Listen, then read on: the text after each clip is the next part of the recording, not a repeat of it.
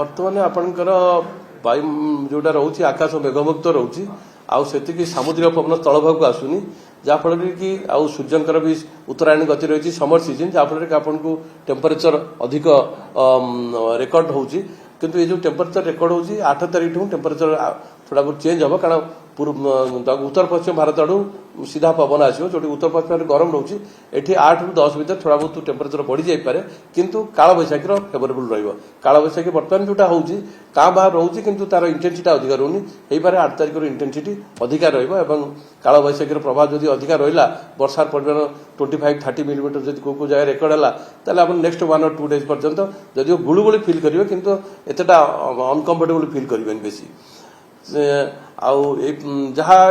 एबे जो स्थिति रही है प्राय 11 तारीख पर्यंत कंटिन्यू करें किंतु 12 तारीख थोड़ा बहुत टेम्परेचर चेंज आसो आ वर्षार परिमाण भी धीरे धीरे बढ़ कारण जहाँ जना पड़ी मनसून कंडीशन 13 तारीख थोड़ा बहुत वर्षार परिमाण रु इनिशियली मनसून जो कंडीशन एटा लाइट टू मॉडरेट देखो कौन सिस्टम जनरेट करूनी नॉर्मल जमी मनसून करेन्ट आसे तारी प्रभाव में वर्षा क्लाउडिंग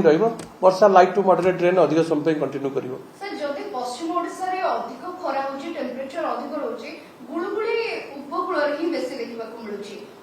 कारण आपटी टेम्परेचर कहले समुद्र पटू पवनटा आसे पवनटा अनुगुल पाखर आ बेसी डिस्टेंस भितर जापरनी जहाँफल कि आप उपकूल पाटे जलीय बाष्प मात्रा अधिक रोचे पश्चिम ओडिशा पाटे एत जलीय बाष्प ना कि होल मनसून करेन्ट डेभलप कर होल कंट्री में पश्चिम ओडिशा भी गुड़गुड़ी रपर पूर्व ओडिशा भी गुड़गुड़ी रही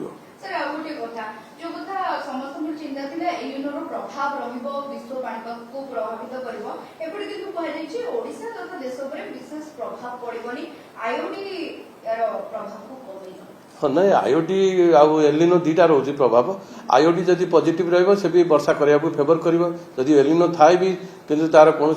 प्रभाव एते अनुभूत हेनी तेज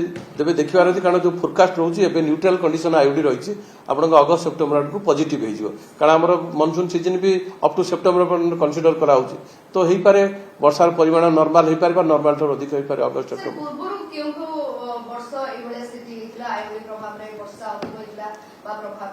आमर 1997 2019 भी होता तो 1997 रे एलिनो भी स्ट्रांग थिला वेरी स्ट्रांग एलिनो जो सुपर एलिनो कहते किंतु आईओडी भी पॉजिटिव थिला स्ट्रांग पॉजिटिव थिला जहाँफल से वर्ष आम